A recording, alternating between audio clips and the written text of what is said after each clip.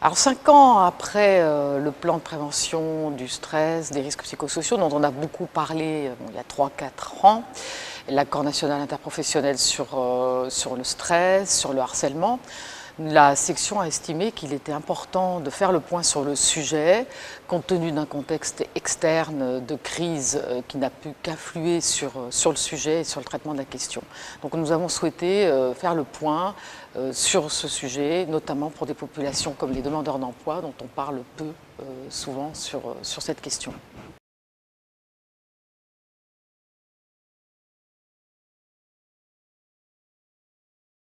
Les principaux enseignements et les principaux constats, c'est déjà que le sujet est loin d'être si bien défini que ça. D'ailleurs, il n'y a pas de définition légale des risques psychosociaux. Donc c'est un phénomène multiforme, plurifactoriel. De quoi parle-t-on? Déjà, il était important d'auditionner de nombreux experts et des personnes qui connaissent le sujet pour bien le définir. D'autre part, ce qui ressort, c'est que le sujet est malheureusement toujours présent dans le monde du travail, quel que soit d'ailleurs le type de travail, de population, que ce soit les salariés du privé, les grandes entreprises, les petites entreprises, les chefs d'entreprise, la fonction publique. Je dirais que personne n'est épargné. Et le phénomène est loin d'être estimé dans son ampleur totale. Il est plutôt sous-estimé parce que c'est encore un sujet tabou.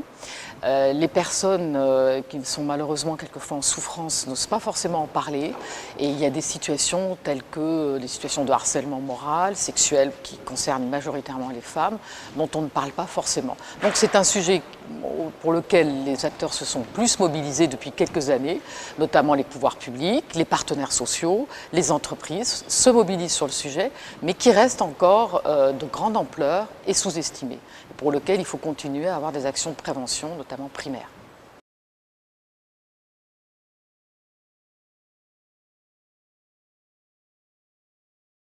Il nous a semblé très important que l'on identifie mieux ces risques psychosociaux. Il existe des outils, il faut mieux les faire connaître et mieux les définir, notamment le document unique d'évaluation des risques professionnels de manière générale, et dans lequel il faudrait systématiquement analyser ces risques psychosociaux. Il y a des batteries d'indicateurs, il y a des outils, des agences ou des spécialisées qui ont travaillé là-dessus, comme l'INRS, l'ANACT, un collège d'experts conduit par Michel Golac.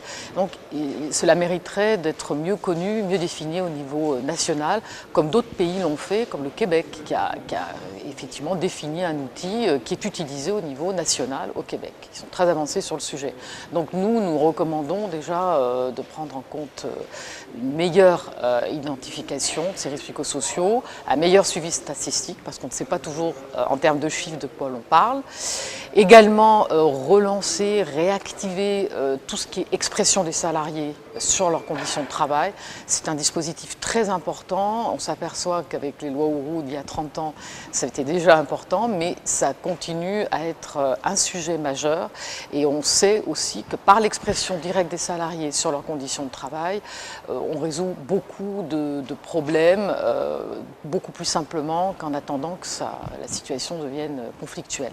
Donc l'expression des salariés, mobiliser mieux les acteurs de la prévention, qui sont multiples, et notamment tous ceux qui traitent de la santé au travail, la médecine du travail, les préventeurs, les CHSCT.